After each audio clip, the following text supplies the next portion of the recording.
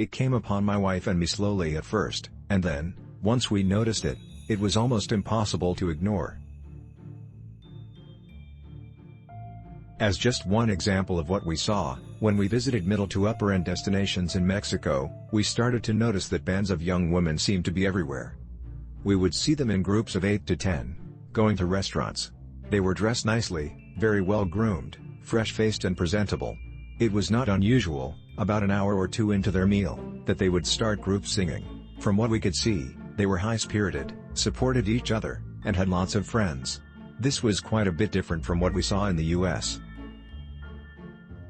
The simplest way to say it is that the young Mexican women seem to be in a much better place overall than the young women in the US.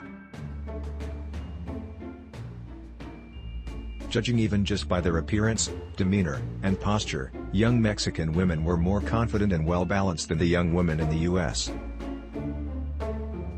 I've developed some theories as to why that is, but first, let's set the stage with some demographics, provided by WorlData.info. Median age in years, 29. 3 life expectancy, 75. 1 year's median age in years, 43. 6 life expectancy, 78. 9 years. This tells us that the average person in Mexico is more than 13. Think about how a place with a much younger population would tend to order life and culture compared to a place with an older population. Which place would be more optimistic and forward-looking? And which place would tend to be better for younger people? On a personal level, we have been fortunate enough to come into close contact with 2 young Mexican women.